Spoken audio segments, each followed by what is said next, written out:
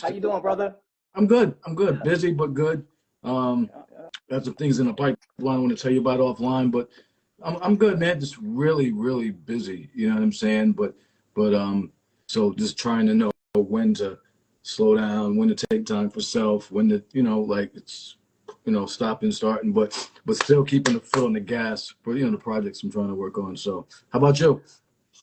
Man, same, brother, same. Blessed to be busy. It's stressful and it's work and it's not always pretty, but I'd rather be busy than not. And you know, uh, yeah, I feel the same way, bro. Mad busy, but certainly this is one of the things that I look forward to doing in the midst of all the busyness. Absolutely. This bill we do is something that I never dread and always look forward to, brother. Absolutely. This is much needed. Very important. This is an important topic tonight. We got two. Everybody, this is episode 18 of Talking Crazy with a legendary co-host, A plus Souls of Mischief, Hieroglyphics, Oakland, California. It's your boy Tamal. It's like Jamal, but with a T, carrying the culture. And this is a monthly show between two friends talking about mental health topics in a very candid way. Just chopping it up about shit that we all kind of go through, and but maybe don't talk about. So, um, very important show. This is my favorite show that I do, and most important show for me. Um, always excited to do it. So, why don't you tell everybody real quick, fam, what this show is not? What the show is not is we are not doctors. We're not diagnosing people. We're not telling anyone what they should and shouldn't be doing. We're on the path ourselves to examining our own mental health and state of being. And we're just sharing our perspectives based off of our experiences. We're not better than anybody else. And we know well and true, no one is perfect, and we're not here pretending to be. This is a passion project between two friends on a subject that we both hold dear. Yeah, So, yeah, that's what it is, y'all. yeah. And as we always say, take what you want and leave the rest. Like maybe hopefully within the hour of us talking, you get something out of it, and whatever you don't, you leave it. So let's jump right into it. Time moves quickly when we have these conversations. So I brought the definition up to the top of the page so you can read it off. So tonight's topic, we picked it during our last show, is introspection. Why don't you read the definition of what that is and we'll get it going? Introspection is the process of self-examination where an individual reflects on their thoughts, emotions, and behaviors to gain a deeper self-awareness. It involves analyzing one's motivations, strengths, weaknesses, and past experiences to better understand oneself. Great definition because it encompasses everything. It's not just looking at the bad or good or whatever. It's everything, strengths and weaknesses. So we'll get into all of that. So you and I have talked about this several times in all 17 of our past shows. We, no matter what topic we're building on, we always come back to this being the key, the core of the whole shit, right? Like it doesn't. It's like you put all that stuff to the side, and it comes back to introspection, and the key to it all. And we can set it off here. I just have here, for me, uh, introspection equals accountability. Yeah. And why don't you, take it away with some of the points you brought up here. Because that's, I mean, to me, that's just it puts it all squarely on us, right? Like Yeah. we got nothing else after we look in the mirror and it's us, either whether we did something, or executed something, or whatever it is. In the end, it's us. So Yeah, absolutely. Couldn't agree more. Out of, like you said, 17 episodes thus far over the years, and introspection has come up as tied to the topic in somehow, in some way, every single time. And yeah, it's a when you're talking about one's mental health and that self, and everybody has a version of that. Examining said mental health is introspection, so it really is like an umbrella over uh the whole topic of mental health. So want me to share some of these good points of Yeah, where you want? Yeah, kick it off with some of those things as far as why even bother doing it at all? Because you could talk to somebody right now, and and and and I know a lot of people that have no desire to look at themselves at all, yeah. and we think that's the craziest thing in the fucking world because everything is about somebody else. So Well, it's a trip about that, right? Like if you're not taught that by your parents, we're not taught that in schools. It's like not something that's of importance in our lives when we become adults. And you know how our culture and minority culture in America and in the Western world is like mental health has that stigma, like just pull your pants up to your bootstraps and figure it out. Well, the method of doing that, one of the methods of doing that is introspection, but nobody shares that really. They don't say like take a look at yourself, and so in the world we live in, this is another reason too, another thing. Our modern society is heavily puts heavy importance on the optics of things as opposed to the reality of things, especially with the social media revolution and modern technology and the advent of modern technology. There's been a heavy super focus in society in general on the optics more so than the reality. So much to the point that we tend to care so much about the optics that we don't really we're spending our energy on that. There's nothing's gonna instantly click in our head that we could change whatever. All right, putting say the optics and someone's trying to make them different than the actual reality. Well, introspection is a way to look at the reality and change the reality so you don't care what the optics look like. So if you're comfortable with yourself, then the optics don't matter because you could share the good and the bad and it's all upfront and upright. But if we're as a society overly pushed onto the optics of things and only looking at that, it's safe to say we're spending less time doing introspection if we're trying to make the optics look different than what they are in real life. And we can see it in on social media all over the place. Like the reality, what people are want you to see is not necessarily what's going on behind closed doors. And I'm not saying people should share everything behind closed doors, but there's a lot of these are the optics, and the optics are literally nothing like reality at all. And that's something that's going on. And so I say that to say, if that's the motion, if that's what we're doing, it's even less likely that we're going to do introspection if that's where our focus is. And another reason why introspection is so important to me. yeah, no, that's makes perfect sense. And there's a saying, I think it comes from the 12-step programs, like it says clean up our side of the street first. And it's like look at ourselves. My spiritual teacher used to always be like, yo, like he had a crazy way of looking at, a really deep way of looking at things. It was a principle for community building, and one of the principles was see all conflicts as your own fault first. Like, oh, I must have said something. Like, see, even if it's not, see it that way, because obviously by seeing it that way, you're going to come from a different angle. You're going to be looking at, oh, well, I might have said something. I might have spoken in a certain tone, or said something that might have triggered this person, or like just like again, cleaning up our side of the street. I and as you said, it's not really talked about, and I try to bring it up with my daughter, like yo, like what are you doing? Like for fuck with everybody else, you know what I'm saying? Like we can't control that, right? So fuck what they're doing. What are you doing? How did you contribute to that beef with your friend or whatever whatever the case may be? So and think about it. If we imagine if everybody focused on themselves in such a way where they were trying to like be better, do better, say that, speak with respect and love and compassion, tolerance, patience. Imagine if we all like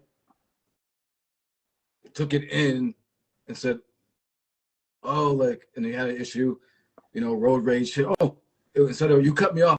Oh, my bad. I wasn't looking. You know what I mean? Or something, this time, like, just different. Imagine if we looked everybody looked within, the whole world would be like completely different. 100% different. It's wild that it's normalized to look at other people's behavior more than we look at ourselves. We're not responsible for anyone's behavior but our own behavior.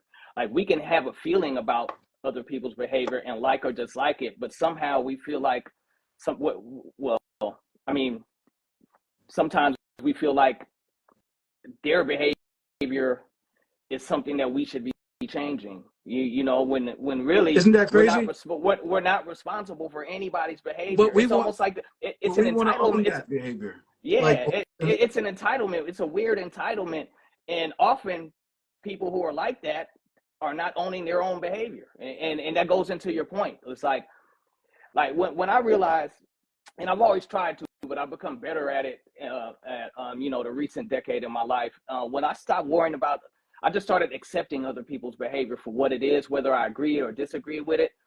It didn't rile me up anymore. It didn't make me feel a certain way. I mean, not to say I don't get irritated by things that I disagree with. I mean, we're human, right? But it doesn't get the same rise out of me. I will never be arguing with somebody else about their behavior. If they choose that and they solid on that, they not open to anything, that's them. Right. I accept their personal will to be like that, however they want to, and because I'm not responsible for their behavior. I'm only responsible for mine and how I react.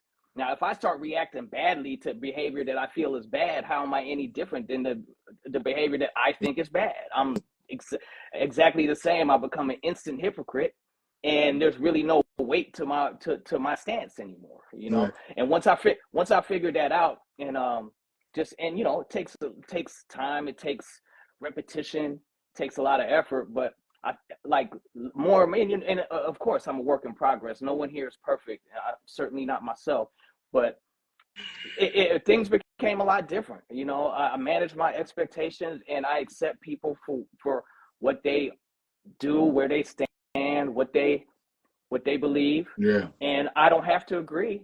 I could agree with it, I could disagree with it, but it's not my right and nor my will to try to control their behavior or anything. If what I do is, if I don't like certain behaviors and that's what people are standing on, I just try to remove myself from it, because what I can control is myself. Yep. And whether I need to deal with that or not. And that should be, for me, it's a much more peaceful way to live. Yeah. You know, like, I found much peace in that perspective. That's, yeah, are you funny? You acting for? Oh, yo, we out. That's yeah, it. Word. Yo, we out. Okay. Yeah. Duly noted. I see what you on. And that's your right. But and it's also my right to not fool with. No, we're not having. And it would if everybody, because it doesn't mean we all have to agree, because we're not going to. We're different. There's a myriad of differences in the personality types and experiences of people in the world. We're not always going to agree. And we can agree to disagree without it having to be war. Yeah. You know what I'm saying? Or a fight or an altercation. Like, I'm like, that's you. I'm not here to fight you into being something I want you to be. You know, I'm like, that's why people get together on what they align on and stay away from what they don't, because, you know, find your people and that you don't have to have that feeling with. And leave it at that. But I mean, right now in the world, it's like, to disagree with someone, most times it's a stranger on the internet. You know, you get these people yelling at strangers because they have a difference of opinion, and it gets to the point of like that's the road to hatred. You know, it's here before it's at hatred. It's there before it gets to hatred, and it's a counterproductive trajectory. It's so, you know, so easy to leave a situation, and people don't understand that. Like, you don't have to respond, or you don't have to. Someone came at me based on a post I posted yesterday. She came at my neck, like, demanding that I explain, right? When like 3,000 people had liked the post and seen it, and not that I needed that, but it was like, so she demanded that I explain. And I said, if you need an explanation, this post probably isn't for you. And she said something smart and hot, like, because why bother? Let's not even go there. Like, when I'm having a discussion with somebody, if I find that like we're not, our values aren't in alignment, I'm out of good. There's no need to. What you got going on over there? I did a hand movement and it did a reaction on its What own. the hell? Get out of there. I don't like What? that. Do me a favor. Why don't you? Can you share? I want to build on number 3 here. Can you read this one? The Uh, results, okay, and we. okay. I'm gonna anybody listening and watching, bear with me. You want me to read them all at No, once? no. Yeah. I wanted to get in for particular because normally we kind Well, of you know, number yeah three, number normally we three. get to them at the end and we kind of just breeze through them. I wanted to actually get into a couple of them like a little deeper. So I was going to ask you if you could read number 3. We Word, could get into that one.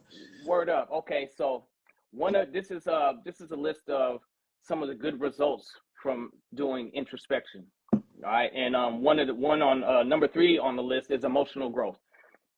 Emotional growth. Introspection helps you process your feelings, leading to increased emotional intelligence and healthier ways of handling challenges. So I just wanted to share that. You can add on. This has been big for me because I have some temper issues, and so knowing what triggers me and doing stuff about it. So food, being hungry gets me in a very bad, dark place, like really hungry. And so I'm not very pleasant to be around. So, knowing if I'm going to being vegetarian, I can't just eat wherever. So I started making sure, like, if I'm going to be out somewhere and I might not be able to get any food, I pack snacks and I pack things, you know what I'm saying? So I can, but I realized, oh, this was getting me, a lot of times people think they just got this right to just be mad and pissy or whatever, right? So like, it's like, no, I realized, man, this is not good. Like, let me try to change this, and so this introspection has helped me like freely say, yeah, I can be an asshole, okay, and it's helped me apologize easier, faster, and just notice my shit. Yeah, I fucked that up. You know what I mean? My bad. Like, I'm sorry, I didn't mean that. Like, and just let's, hope you can forgive me. Like, it's really helped me speed the process of dealing with people issues with people, because if it's because then I look at my part, and then when I come to them with my part, we gotta let's work this out. Da, da, da, da, da, and I'm sharing what I did to this, help make that situation what it was. It diffuses shit. They immediately apologize. They share their shit, and we good. And Word. so that's been helpful for me. Similar, man. I have I don't have a temper, but I have a almost visceral response and disdain for injustice, especially when it's perpetrated on myself. Like like if you did me wrong, and if I know for a fact that I'm not wrong, or if I know for a fact that you did me wrong and it's out of pocket. And now, if it's a stranger, it's whatever. But if it's somebody who we have an agreement where it's not supposed to be like that, or if I'm getting accused of something or whatever, I'll react. Like, I'm normally very calm, very likable, like very pleasant in my demeanor. That's just, I've been like that my whole life. I'm a smiley, jokey, cool dude or whatever. But I have a very bad reaction to injustice, and nothing can move me on that. Like, I don't care. I'll take it as far as you need to take it, because I know you're wrong and I'm not backing down. And I'll take it very far. You know what I'm saying? Like, I don't care. I'll match your deflection with some real shit, And I used to have that issue very badly, and part of my emotional growth and fine tuning my own emotional intelligence, understanding what triggers me, and understanding, for like what you said, that my part in the problem, and this is just my perspective, but my part in the problem was how I responded. I thought it was okay to respond how I felt. Like, I'm the kind of person to where the rules is off if you do me dirty, because I know that I'm right. I know that you're wrong. And if you are sticking on that wrong, then I'm dealing with a different level here, and I'll meet you at that level. And that's how I always felt like just in that. I was like, nah, you're fucking wrong. That's it. And if you keep pushing that wrong, I have enough support behind me actually knowing I'm just to match you there and go past it. And I will never, I know you're lying. I know you're wrong. So I'm going to win this. Take it as far as you want I'm gonna win this because what I'm standing on is truth, and I felt justified in that. And what I learned is all that did is that exacerbate the problem even more, as opposed to leading to any kind of solution. And at the end of the day, I felt like I was okay because I'm like I wasn't wrong though, like so yeah, it took some emotional intelligence and emotional growth on my part, and it goes into what we just said, the emotional growth, processing feelings leading to increased emotional intelligence and healthier ways of handling challenges. And so it's a very similar story as Yeah. yourself, but it's of tantamount importance to me, and now I had to work on that, and it took introspection, Yeah. And, because go ahead. yeah. No, you Well, good.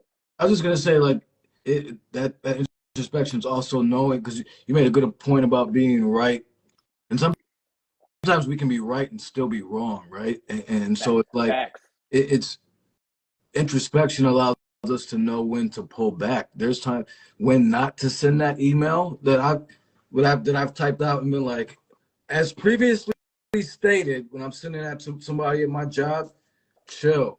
All right, like introspection is, fall back. That might not be good. Introspection helps us. I might share this with my wife. I was about to send this to my boss. Like, what you think? Like, nah, you shouldn't send that. Change this, change that. Versus like, yeah, I'm gonna send this shit because I'm right. And I've sent plenty of those emails, and they've gotten me, Guilty. they're like, HR, I get the call from HR, they like ready to, fucking, they got to come with the box. So, so introspection allows us know when to take the foot off the gas too. You know what I'm saying?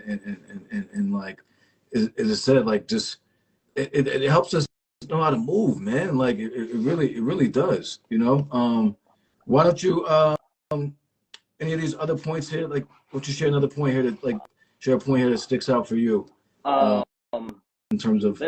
let's see. uh this is one, and there's an extra note at the bottom. We talked about this last week as our topic was accountability.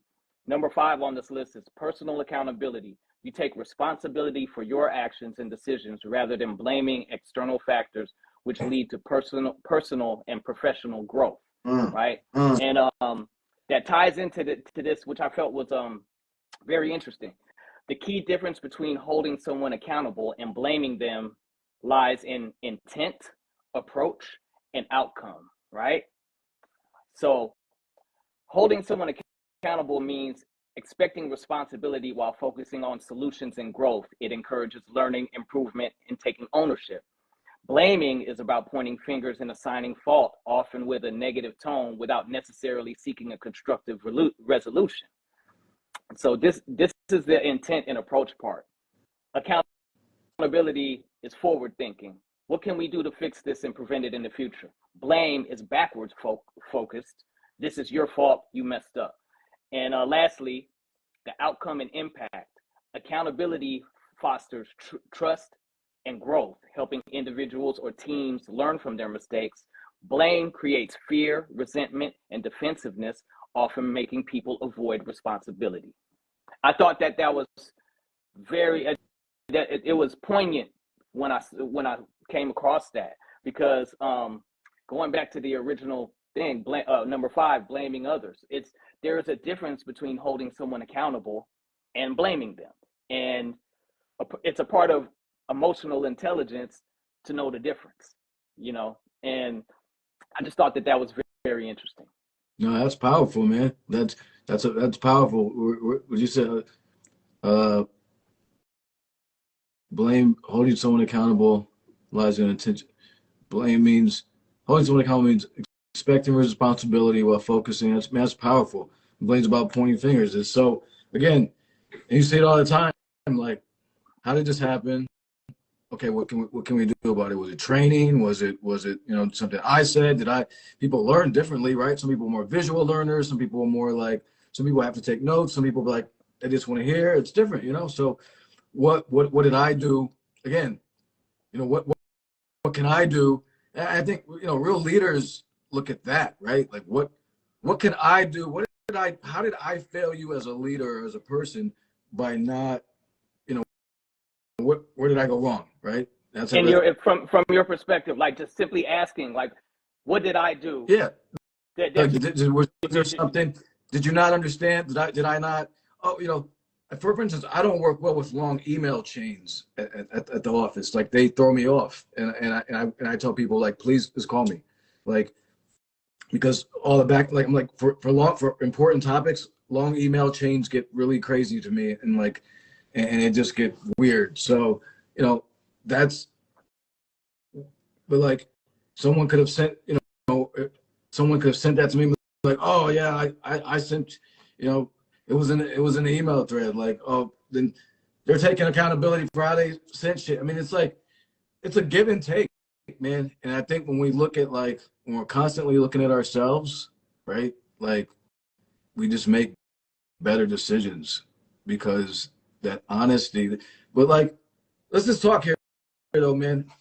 Like, speak on there's it? looking at ourselves, and there's being honest with ourselves. So there's it. The introspection needs to be honest introspection, because I have a point on here about this seminar I took a while ago called, the lies we tell ourselves. And Yeah. it's like, we can tell ourselves anything and believe it and make it make perfect sense in our heads. So the introspection needs to be honest, or else it's completely useless. You know what I'm saying? Like, Yes. completely, like, it's a waste of time. That's another thing that's come up in our conversations over the years a lot, is that ability or willingness to have an honest conversation with oneself, which is actually, just shorthand for introspection. Although we didn't say introspection every time it came up, but there was a recurring theme in a lot of our conversations dealing with having proper mental health. And it's really starts with having a honest conversation with oneself, and pointing out and zeroing in and locating the lies we tell ourselves. And that goes back into ego and pride, because when you're just dealing with yourself and you're lying to yourself, somewhere inside you, the realist part knows that, but ego and pride are very, very strong. Right. Ego, um, I think pride is an extension of ego, but I guess it could go either way. But it's supposed to be a tool for us to use. It's not supposed to run how we do everything. You know, Right. like emotional intelligence is part of that, is not being run by your ego or run by your pride, so you can make sound, honest decisions, even when it may not be what you want, or it may not be the best outcome for yourself. It's still the realist for yourself. And it's really hard to do that when ego is in control, and pride is at the steering wheel. That goes into, I say that as it pertains to the lies we tell ourselves. Real, and to your ultimate point, real introspection is an honest talk.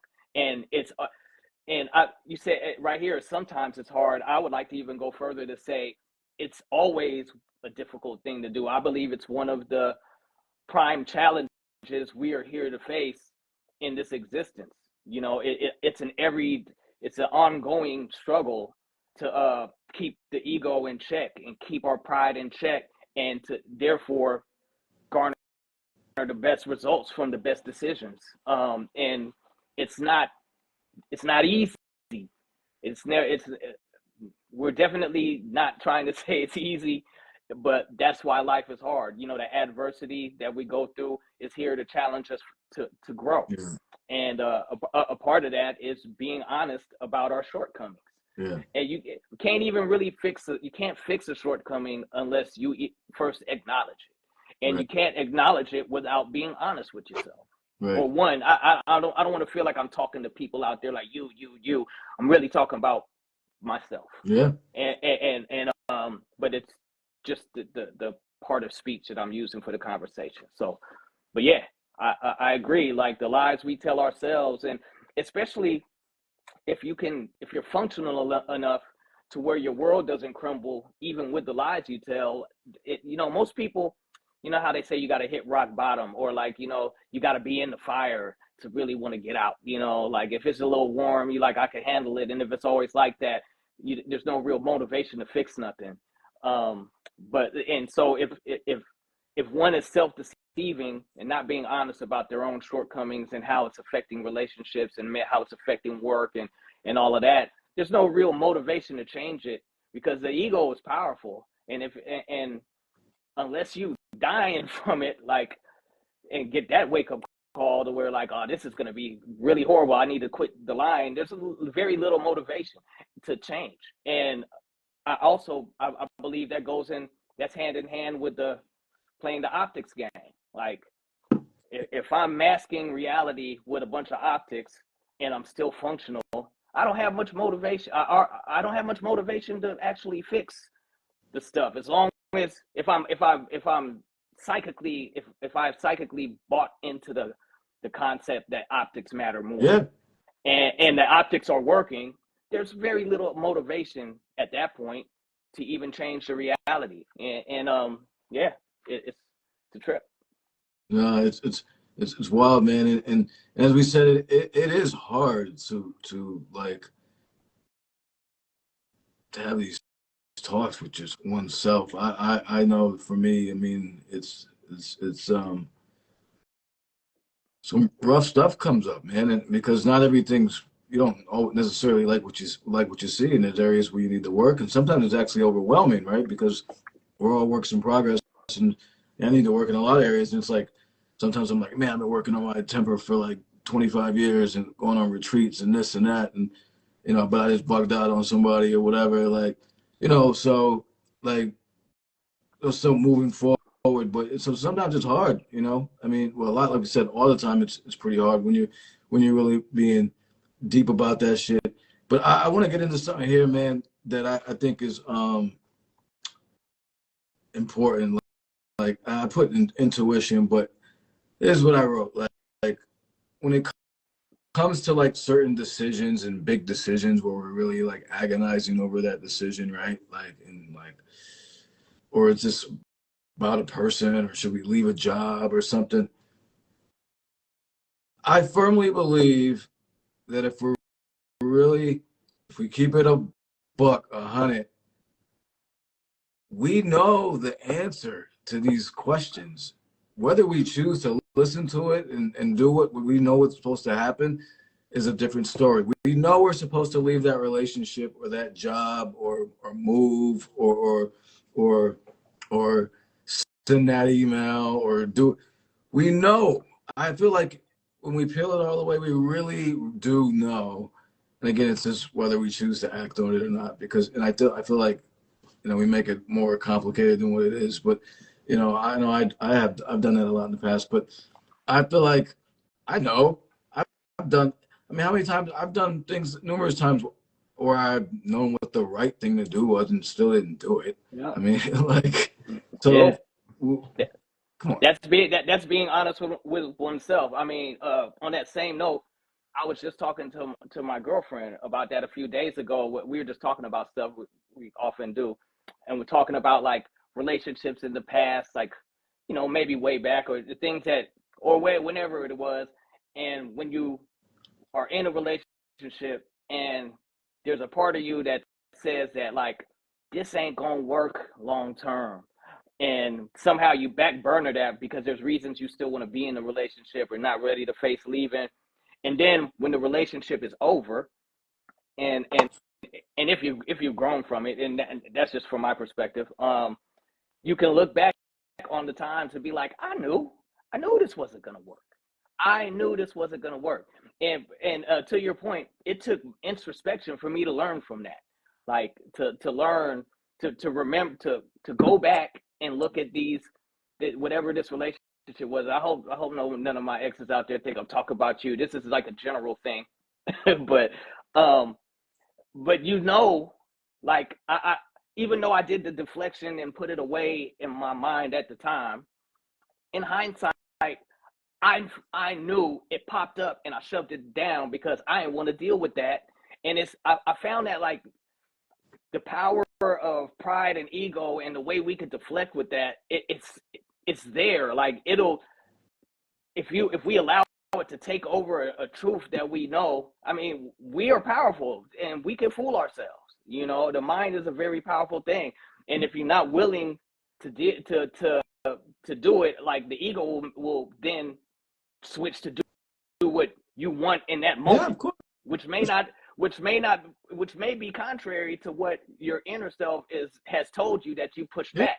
And yeah, and not even just relationships. Like there'll be times when I'll be like, just like how you said about the email and stuff, I'll be sitting there over there stewing like I'm about to send this text. You shouldn't do that, but I am. You know what I'm saying? Like I heard that you shouldn't do that, and my ego said, I know, but I am. You know, and I swear, at this age, I have enough proof to know that it never goes well that way. When when I was younger and with more youthful exuberance, it's just more of like I don't give a fuck. You know, like I'm just going with how I feel. But as a more seasoned and experienced adult, I have enough. I know enough of the stats to realize, well, that always never worked. Like it always never worked. You know what I mean? And they say wisdom comes with age. DJ Maceo, peace, my Yes. brother. Salute Maceo, legend in the building. Oh man, good brother, very good brother. Yeah. So, but yeah, to your point, man, it's like we know, and yeah. So the quickest way to not, well, the easiest way to not have to continue going through that is the topic of this particular bill, introspection. Like that's how one could get ahead of that. That's how I got ahead of that. Once I started doing introspection, I got ahead of the knee-jerk reaction to do whatever pleased my ego in the moment over what is good for me in the long run. And it slows us down, right? It slows us down. Like introspection slows you down and it allows you to make deliberate decisions. Everything actually, your decisions have purpose, right? Because now you're basing them on like I'll be like, I shouldn't go here tonight because I'm gonna like not like the music and it's gonna put me in a pissy mood. So I'm gonna, you know what I'm saying? Not, I'm gonna go here tonight, and know or know that like this traffic pattern is gonna get me all fucked up and get me pissed off by the time I get to the event to a spot.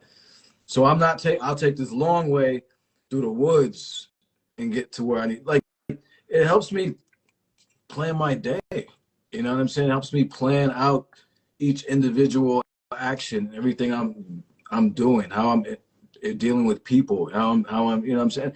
Again, and not to say that I get it right 100% of the time. I wish I did. You know what I'm saying? I fail miserably a lot, but I'll say that like at least I'm trying, and it's an effort I put forth every day to like just try to move with purpose of like, yeah, how are my actions affecting others? Because I realize they do, even when I didn't think they did. I realize like my words, my actions, I affect people. You know, I'm like, damn, you know, like it's kind of selfish to think that and self-centered to think that I don't.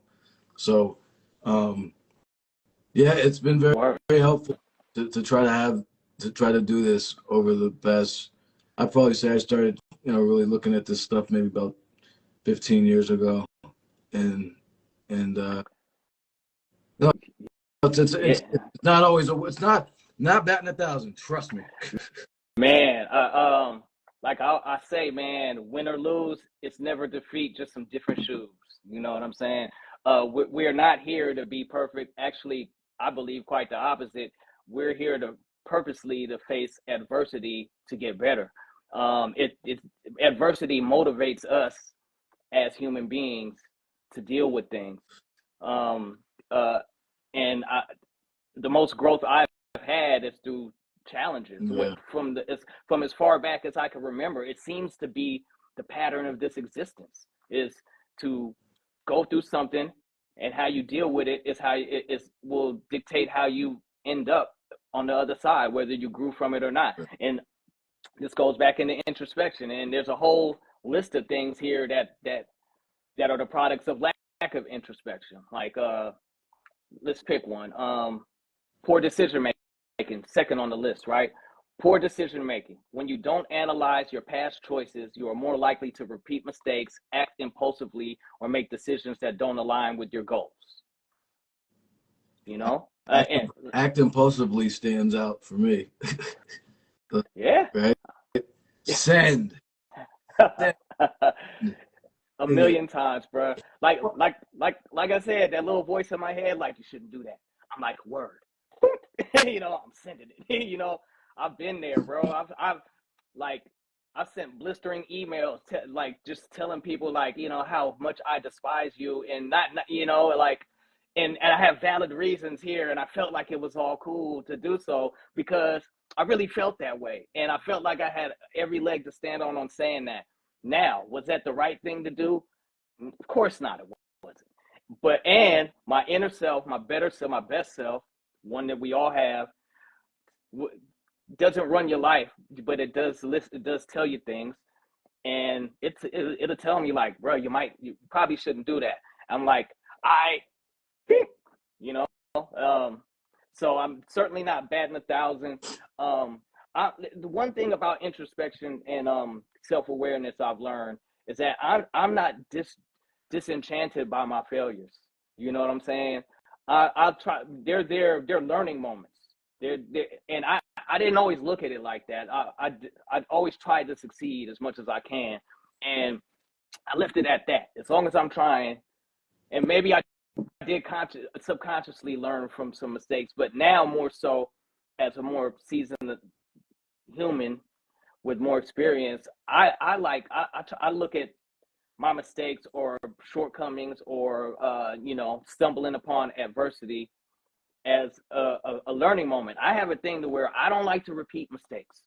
I really don't. And the ones that are hardest to not repeat, that I repeat the most, are the biggest challenges. And I, at this point in my life, I'm like, it doesn't matter. I don't care how many times I stumble on this. I'm gonna get it because I don't believe I faced a challenge that I couldn't give my all to fix. If it's simply about being better in that situation, I may not get it the first time, I may not get it the 100th time, but there's nothing in my spirit that's telling me that I can't. It's just fucking hard. You know what I'm saying? And you have to, one has to be personally up for it, up for the challenge. And you know, you know, sometimes people just aren't. And like you said at the top of this build, man, I know plenty of people that are like, introspection. What's that? What? You crazy? You know what I mean? I'm gonna think exactly how I think, and it's always somebody else's fault.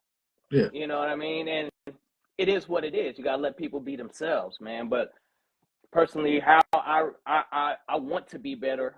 I'm always trying to build my character and integrity and be the best version of myself, which I am not, and I would like to be, and it's a daily thing. And so that introspection is the way it's the starting point to doing any of those things that have to do with personal growth, whether it be spiritual, even physical, emotional, you know, psychological. It all starts with taking a good, hard, honest look at oneself and seeing like what parts of my behavior align with my ultimate goals for self, whether they be material goals, physical goals, emotional goals, spiritual goals. It all starts with me having what me and you often call that hard, honest talk with oneself. Right. You made a point about, you know, repetitive mistakes, and that was the next point I was going to address on it. Repetitive mistakes. So this is a byproduct of not performing introspection. Repetitive mistakes. Failing to reflect means you don't learn from past experiences, which can lead to making the same mistakes over and over again. So it's, again, the finger pointing, right? Because it's somebody else's fault. Listen, right? So check it. This is how fucked up it is. If we always look at it as being somebody else's fault,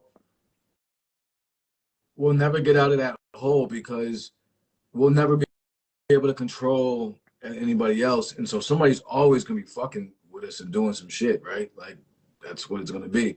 So, but if we're always looking at it's them, it's them, it's them, it's them, it's them, it's like, yo, that's crazy, right? Like, we won't get out of that hole because that will just continue, but we'll never look at what we did. We'll never look at what we got fired, but we came to late 5 minutes. We came to work late 10 minutes every day and took long ass lunch breaks.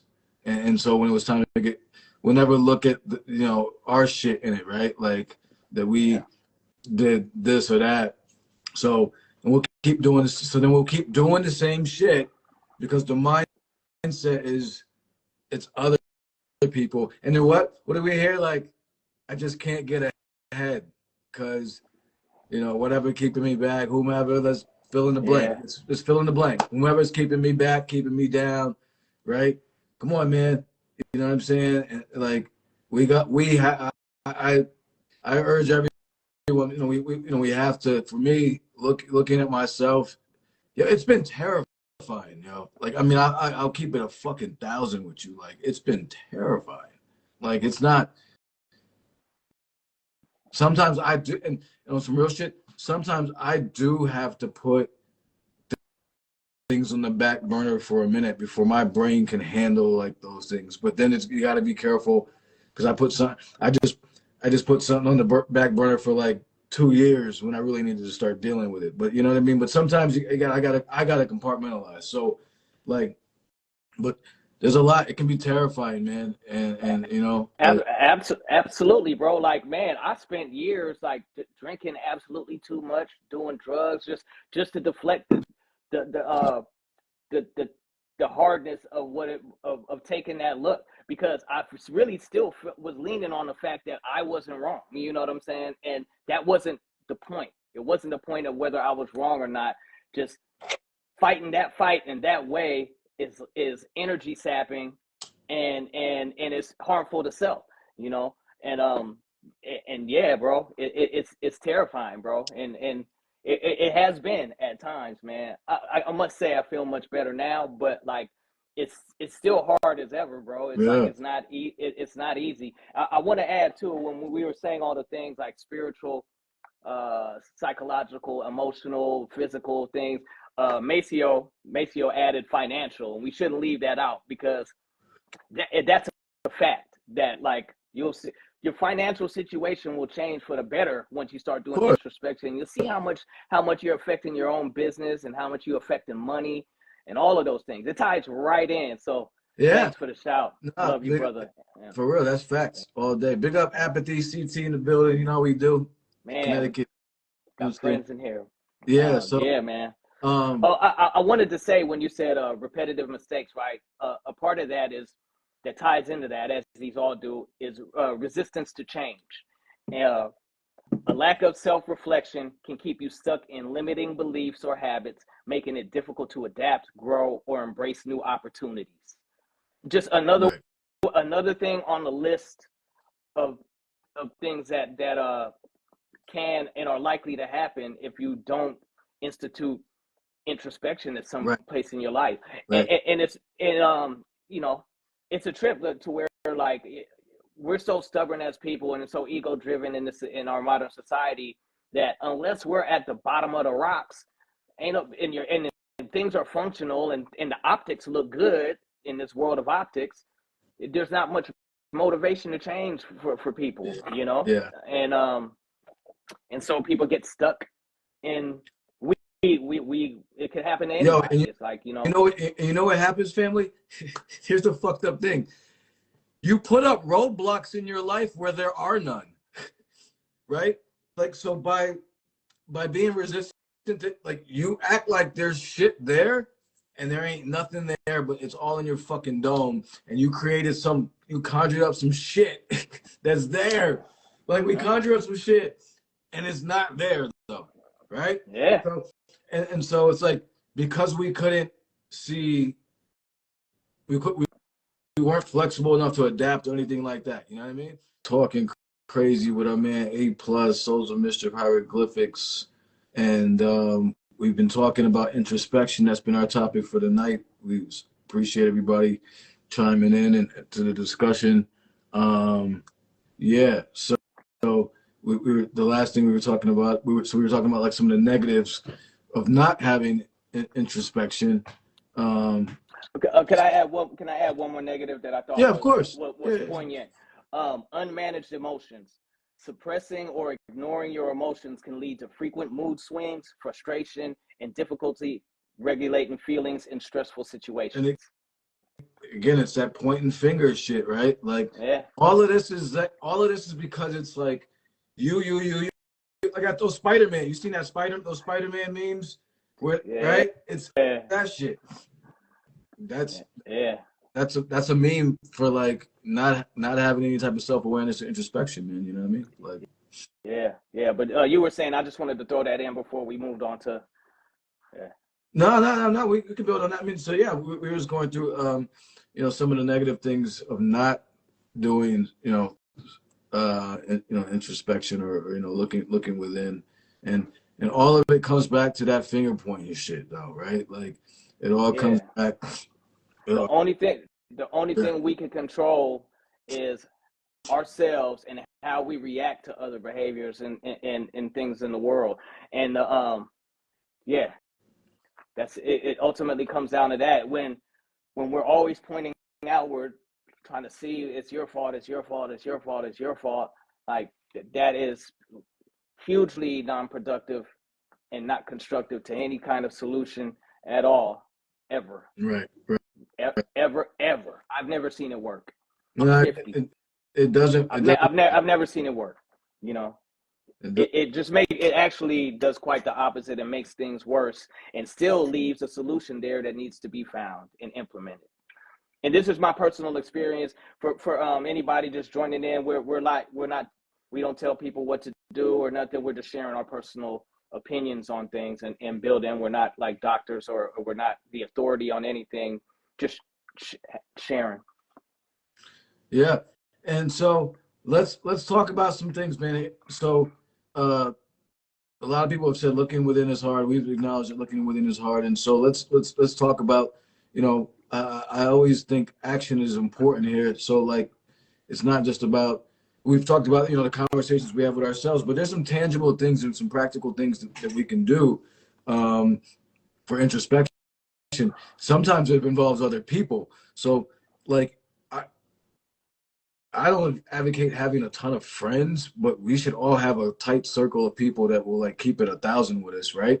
And so like significant other, best friend, whatever, brother, like somebody to keep it 100 with us. And so we should be able to like talk to them and ask, they should help us not do no fugazi shit. We should be able to talk to them, ask them, you know, and continually and get feedback from people that we trust about how we're moving. Like I've told, I got a group of friends that I said, yo, I said like, this page kind of blew up and this and that or whatever. I said, if I ever post anything that seems like just off the wall and crazy, and you're like, what the fuck? Call me out on that shit. Hit me up and be like, yo, what's good? Like, what you on? Like, you know what I mean? Like, don't just let that shit slide. Like, and be like, oh, like, nah. If I say some wild shit, like my friends, my real friends, better say something, and they know they better say Yeah. something. So I think we build that into our friendships, like that helps with introspection. We got to be willing to take the criticism and feedback and take Yeah. it. You know what I'm saying? But if it's coming from a person that we love, then it should come in a way that it's not all fucking crazy. But so I think that's important. That like there's things that we can do where it's not we're not just like staring at ourselves like freaking out all the time or about shit. Like we check in with people, man. Like my spiritual master gave me a practice. He's like like kind of keep a journal of like just check in with yourself every 6 months or so, or like where based on the goals that you had, you know what I mean? So like there's tangible things that we can put in place. Absolutely, goal setting and personal accounting is huge for growth, for personal growth in all areas. I mean, whether it's like you're working out, whether it's financial, whether it's relationships. Like as far as you said about relationships and having a circle, like if you're doing introspection, it becomes more clear who's good to you and who's good for you. you know. And if there's people that you have in your circle that are not good to you and are not good for you, you got, like, regardless of how you feel, you have to understand that and implement some sort of change. Right. And again, the only thing you can't control other people. None of us can control other people. We're only responsible for our own actions. That said, we are responsible for who we let in our circle and who we confide in. And I think I always tell myself who's good for me and who's good to me. And that's an easy way to gauge whether they should be around, whether I know they're good or bad or not. It's just because I want them there, they're there. And that's one of the ways I gauge them. And another way, like, and I've only developed this since as I've gotten older, but trying to be around people who are trying to do right and not just be right, you know. Like, there's a difference. And if you're trying to do right sincerely, then you're not really worried about being right or wrong. That's not your motivation for even speaking. If your motivation is only to be right, that doesn't necessarily mean you're doing right at all, you know. And if you look for those qualities in people, if you see those certain qualities, positive or negative, that you have in your circle, because no one can tell you who to be in your circle but you, then act accordingly on whether they're positive or negative. And that takes what? Introspection. Right. You know, like, I've hung around straight people that was horrible to be around, like, you know, but I liked being around them. Right. And I didn't have the emotional intelligence to, you know, maybe, like, a lot of times I've been around people who were good to me but weren't good for me. Right. Of course. And No, just them being good to me was enough for my ego and pride to want them around. right. And as it turns out, that wasn't the best decision, but it takes life experience to figure those out. But it takes introspection to galvanize that lesson. Right. Like, if I don't look back and examine where I went wrong, not what somebody else did, not what they did to me, like, I'm in control of who I let in my circle. I'm not in control of the actions of anybody that I allow in my surroundings. That's just not what that's not true for that's the same for everyone. You know, nobody's in control and has the right over anybody else's actions, only self. And Right. what I allow in, I'm responsible for, Absolutely. not their actions, just what I allow Right. to be around me, that in turn affected me, you know. Right. And it took a while, man. It took a while. Again, one of the main points we always go back to is, like, whoever said this was going to be easy, this is lying. Yeah. That's a lie. No, it's It's not. a big fat liar. You Yeah, know and what it's I'm not saying? supposed to be easy. So I want to address this point here, and then after these, got a question that I want to bring up that's really good that I want to bring up. Um, so this point here, also not always taking criticism as disrespect. Like, Yeah. that's important, and especially when it comes across as disrespect, right? But here's so I'm just gonna give you a point here, and what take again. This is some take what you want, leave the rest shit here. So my spiritual master would say, like along this same lines, that like always look for the truth in any criticism, no matter who it's coming from or how it's coming from. Look, because there's something in there to make them say that shit, and it's not usually it's not all 100% lies. So usually there's something in there that's truthful. So try to find the truth within that criticism and learn and grow from it, and filter out the whatever vibe that came with it, but try to find the truth within that, and that'll help us grow too. You know what I'm saying? Agreed. Again, the few times I've been able to, it's very freeing the times that I've been able to actually do that. Like when I'm like, like, yeah, they're right. Like they said it fucked up and they came at me crazy, but they're right. You know what I mean? Like that's even that's hard because you caught it twice. It's like, yo, you caught it like they came at you crazy, boom, but they're right, boom. But their right part is it's on me though. You know what I mean? And so that's why I'm like, oh. Yeah, That's the delivery across the globe. the delivery wasn't what you wanted, but the package was yours. You Right, know. right, Yeah, I agree, man. I think that goes hand in hand with emotional intelligence, like the ability to take criticism. And it's hard to take criticism, especially depending on the topic. If it's something that's very personal or very important, or something you're passionate about, or something that hits home, or something that you've been resistant to change on because you anchored in your ways about it. It's very difficult, bro. Especially my thing has been like, I haven't necessarily had a problem with taking criticism.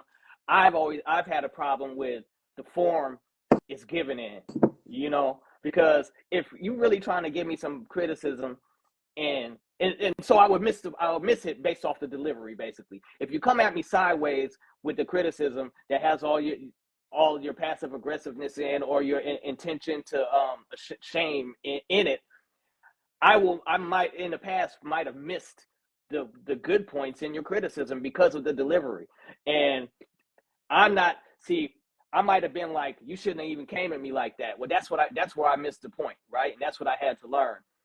What I learned now is what you said, like what is in there that's for me, and the rest, the part that ain't supposed to be in there, that's not for me, and I can't control how they deliver and stuff, and I'm not gonna throw the baby out with the bathwater. I gotta, I'll try to find what's in there that actually I can, that does apply to me and is my part of the problem. And it took a while to figure that out, because I'm like, bro, I don't even, or whoever you are, I don't come at anybody like that. So how do you expect me to get any message of goodness if you coming at me like an enemy?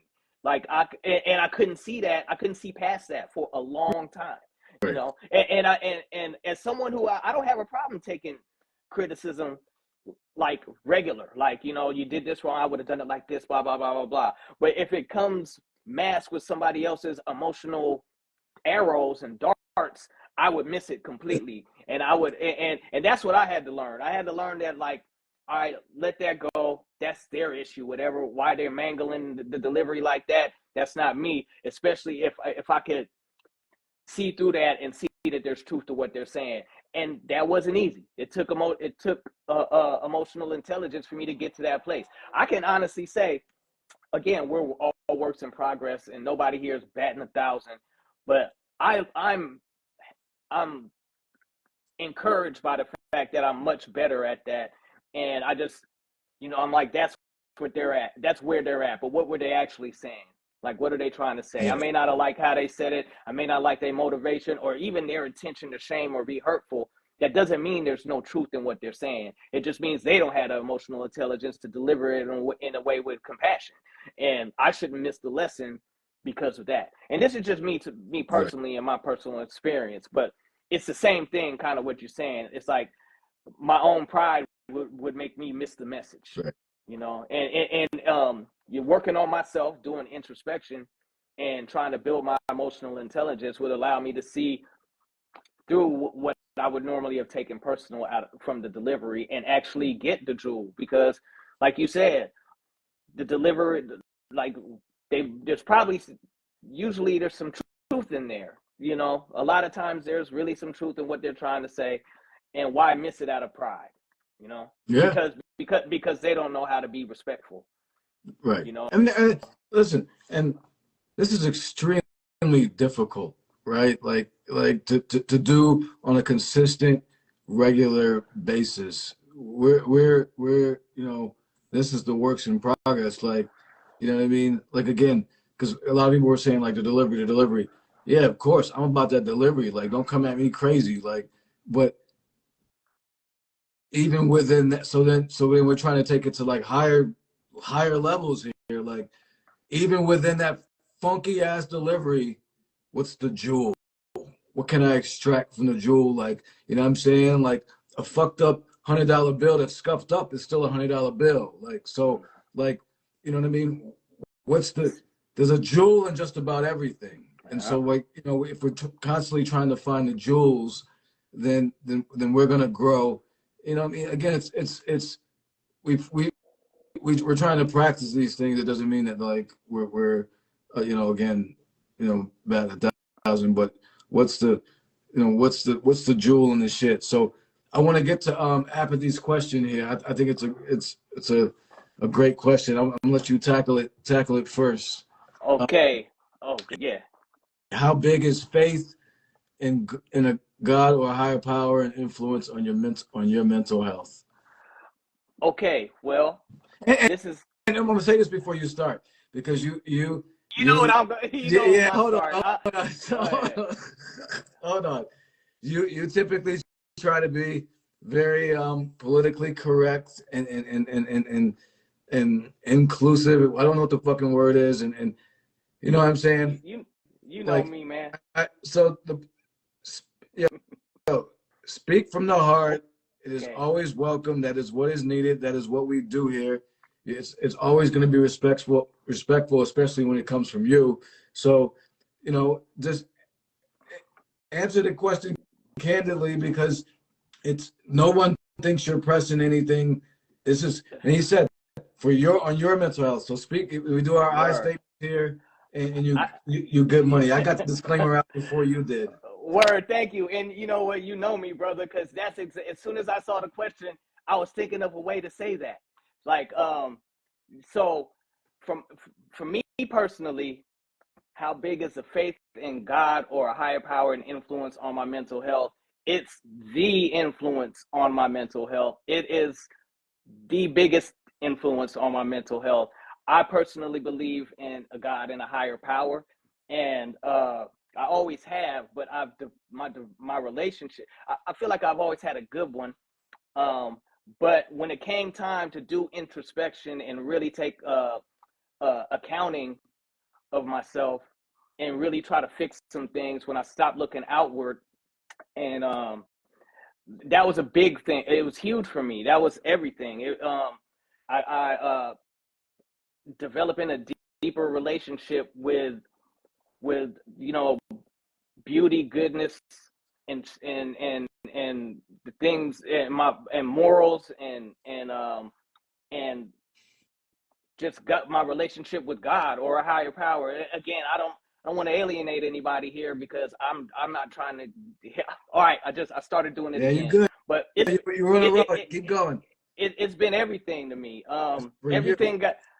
Everything got better for me, and I always say, or I think, uh, religion religious experience is again experiential, so it's going to be different for everybody. But for me personally, my relationship with a higher power, and really, and not just how I see most people, it's just like a weekend thing, or like go to church just to feel okay in the weekend and be a dog ass motherfucker throughout the rest of the week. Once I was looking inside, I felt like I was looking at the God in me, like what I'm saying, the creator in me. At the highest principles in myself that I aspired to were all like had to do with aligning myself with the will of my creation, and it really made things clearer for me, and made things it not easier, but like it made the path clear for me. And again, I didn't have an overnight sudden belief. I've always, since I was very young, felt the presence. It, I felt like I feel like there's a creator. I feel like that I believe, um, and when it was time for me to like really do some introspection, there was my comfort. And it wasn't like I was looking for something to comfort me. I found love. I found real comfort in the experience of communion with my creator. And again, I said it's very experiential, but speaking for myself, no one nothing could tell me that relationship it isn't happening, isn't real. It's something that I won't try to put on anybody else. I won't even get a rise out of anybody saying F that. There, whatever. People can feel whatever. All I know is how I felt and how it makes me feel to try to be the best person I can be, because I feel that inside of me, and I feel like my creator wants that for me and will help me with that anytime I ask. And not just that feeling, it's in my own experience, it's been proven in my life. When I do what that feeling says, things are better. When it just has never served me wrong, and has always served me correct. And whenever I get more aligned with the higher principles of myself, I feel a deeper connection. And it creates a yearning in myself to want more of that connection. And what happens parallel to that yearning is everything gets better for me. Everything. And that's just my personal belief. It's very huge to me. And it's not to the point where I'm a thumper and I'm telling people what they should do or what they should believe. I'm never on that. But and especially, like, being in the entertainment business, and being so divisive, and nowadays, if people have a contrary belief in any way, that reason alone is a reason to not listen. I don't try to get into none of that at all. One of my main things in life, man, navigating the world, and I'm pretty sure I got this from my father, rest his soul, is that I don't discuss politics and religion or / spirituality with just anybody. Right. I'm not going to do it, because I'm not inviting. Now, if it happens organically, I'm all for it, but some people would be looking for a conflict in that areas, and I'm just not going to meet anybody there, because it goes against how I believe I should conduct myself. And it's not productive. Right. So the answer, apathy, huge for me. And yeah, and whatever anyone calls it and whatever they feel like calling it, that's what it is to me. No. Okay. Yeah, I appreciate you for sharing it, and yeah, I'm glad we got the disclaimer out of the way. So yeah, so for me, it's pretty much the same. All of the principles that I put in our notes and share on Mental Health Mondays are directly from scriptures that I've followed. Disclaimer, I mean, to the 8 people in here, I kind of lived as a monk for like 10 years in my tradition. And so I've mentioned my spiritual master, my teacher. I have a guru who passed away. And my government name isn't Tamal, so like he gave me that name. So for me, it's been huge. I grew up in the church, my grandfather was a pastor, but he was a kind of a shiesty nigga.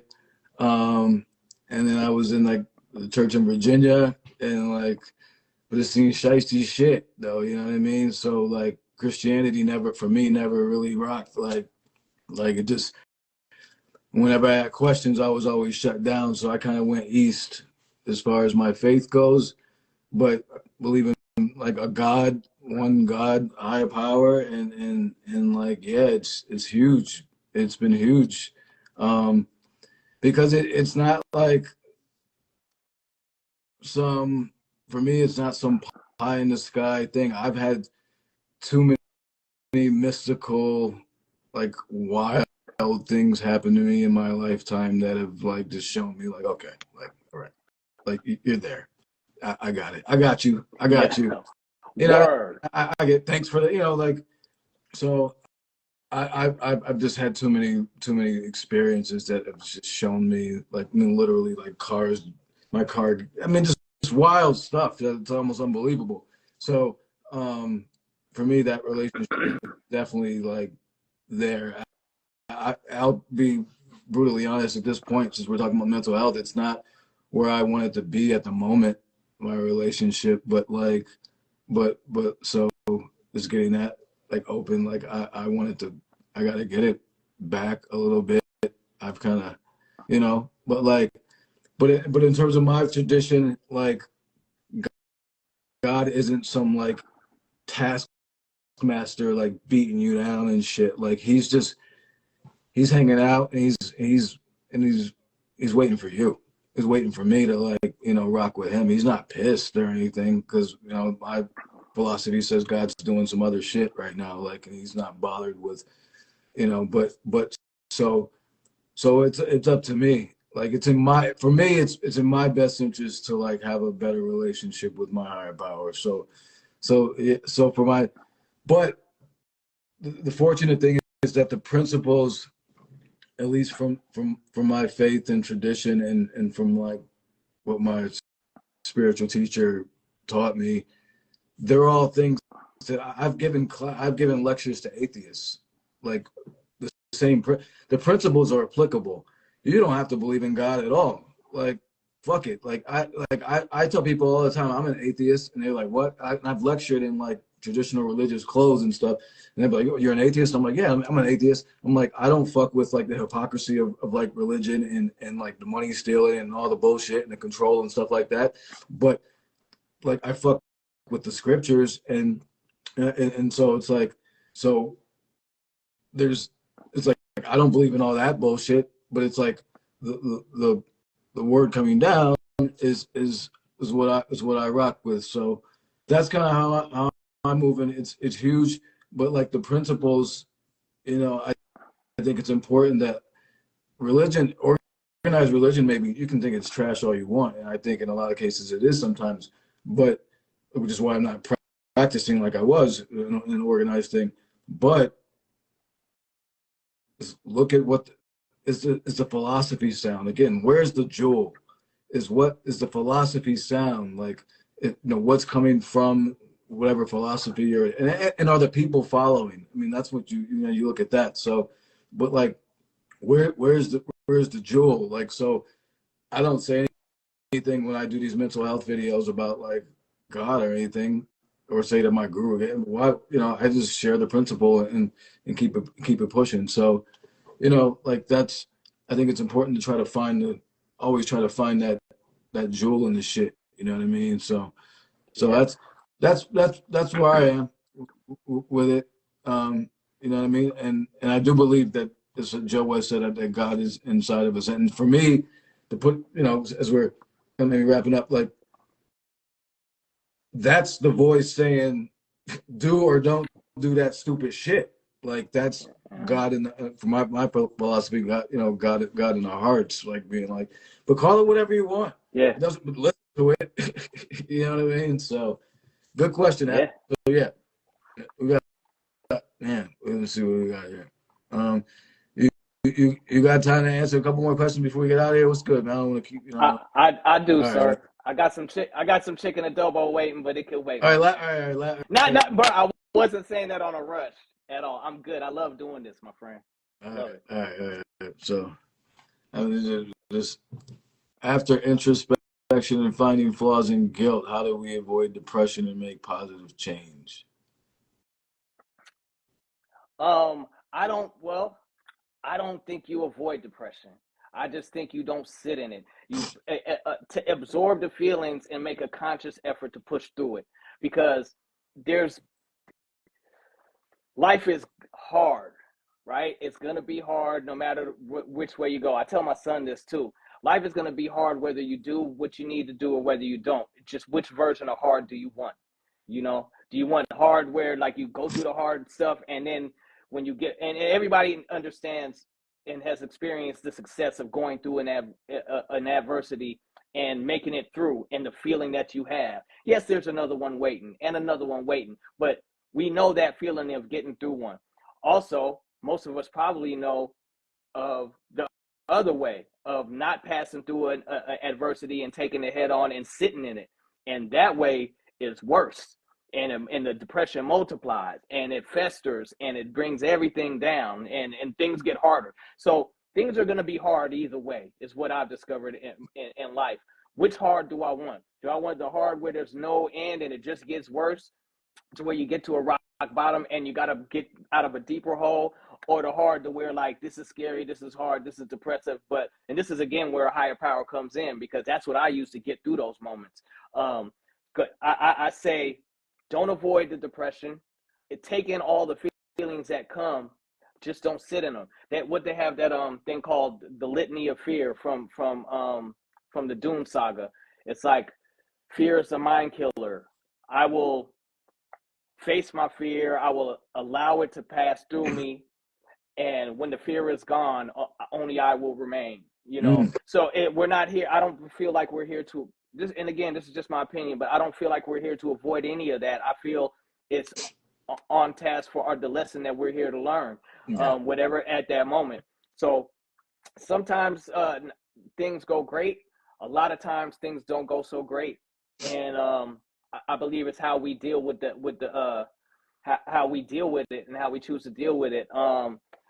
One thing about faith is knowing that things are going to be okay, even when it feels Yeah. shitty. Yeah. And that's and how people interpret that or deal with faith is wholly a personal thing.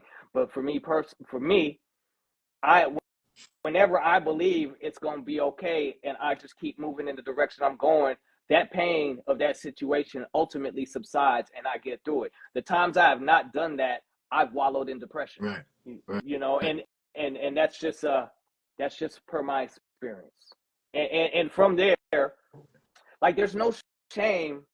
I try to stay away from guilt because flaws are inherent in our being. I believe that we are here to right our flaws as much as we can, and I feel like adversity is the tool that does that makes us face our flaws.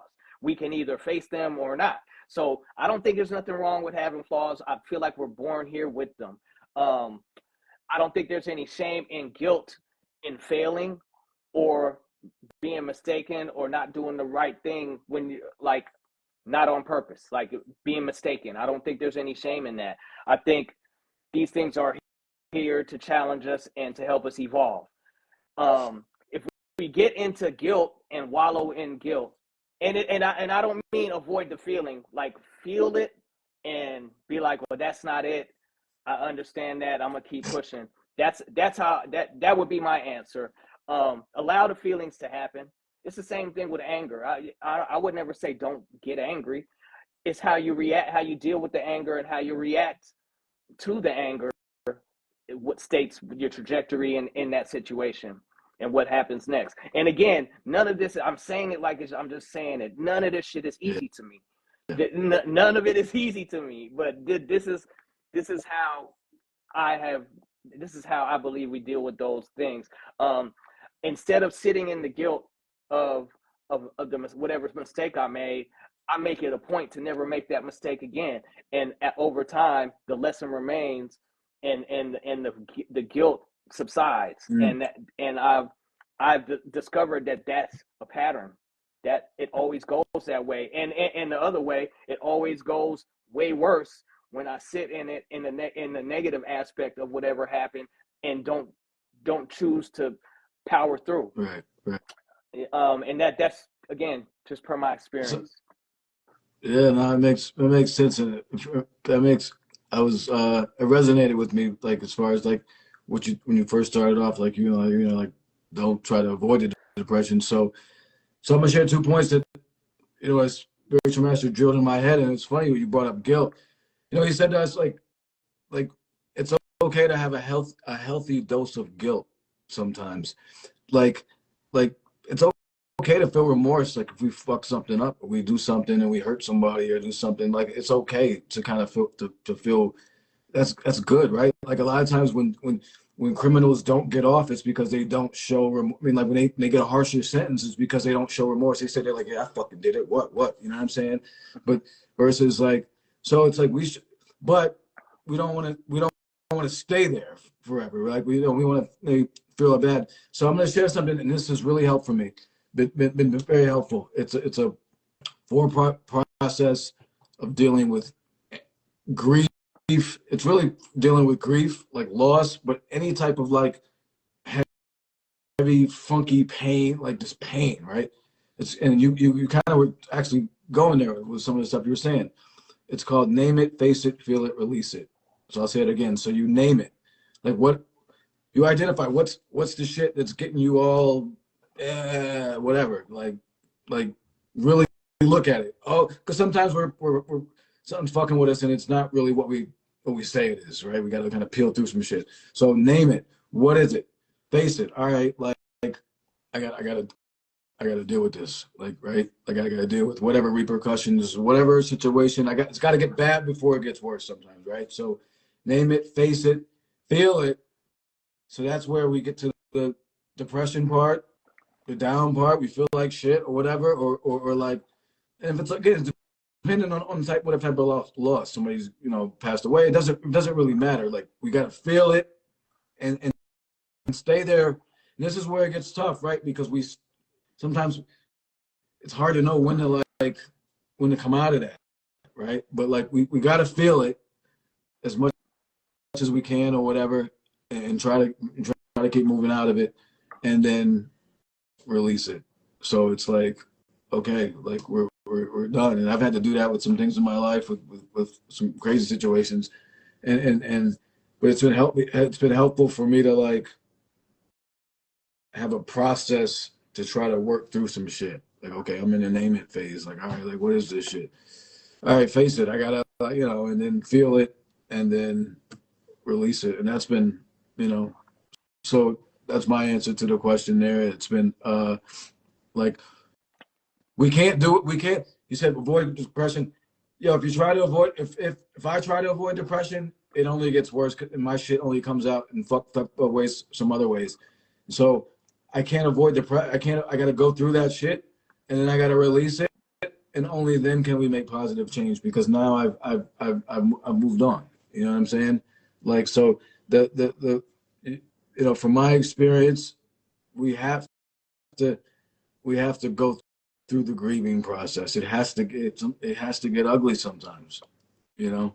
Yeah. It just has to, and that's okay. I mean, but if we have positive people around us, support us and stuff like that, and we, for me, my faith in my higher power, like you brought it up, after you brought it up, like then we get through it. But it has to get. Sometimes it gets, like I said, it has to get worse before it gets better. So, but to your point, you got to go through it. We got Yeah. to go through it. So. I'm gonna Agreed. let you, man. I know you I feel bad. You got food waiting for you. Bruh, man, I shouldn't even said that because it was I just smelled it, so that's why I said it, bro.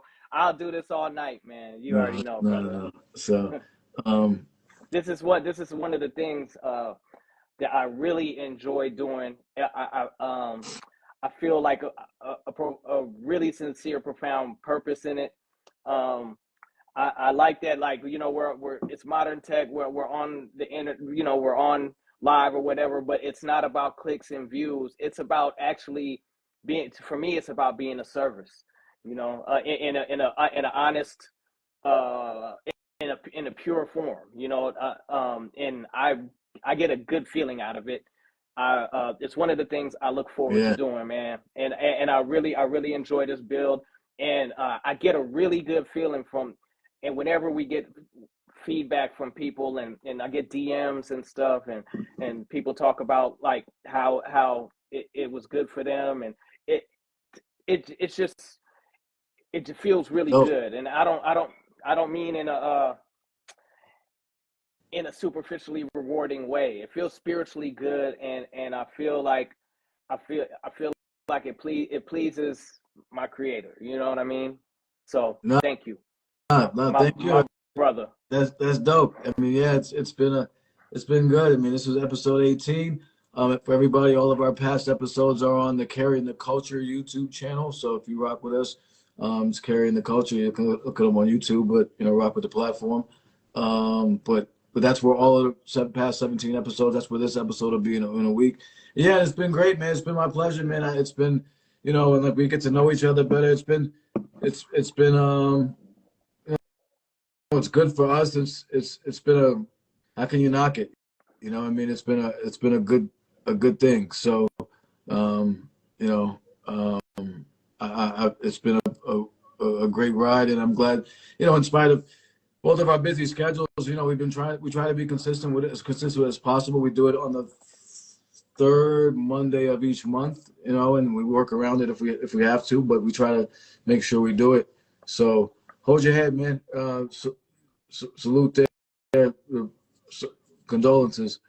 Um, but yes, so I appreciate you, fam. It's been Appreciate you too, brother. it's been dope. So thank you very much. So we'll do it again next month. We'll figure out a topic. We don't have one here, so we want to appreciate everybody. We'll get this up in about a week on the YouTube channel. And thanks, man. You be well. Be safe out there. People are nuts. It's wild. You know what it is. So Likewise, brother, man. I know that East Coast craziness is different than the West Coast craziness, but it's crazy everywhere now, brother. So you be safe as well. yeah, And yeah, I love you, love the family. Bless your life, my yeah, bro. friend. Salute, man. I love you as well, man. Salute to everybody that was in the chat and contributing everything. And we'll talk soon, man. Peace. Peace, y'all.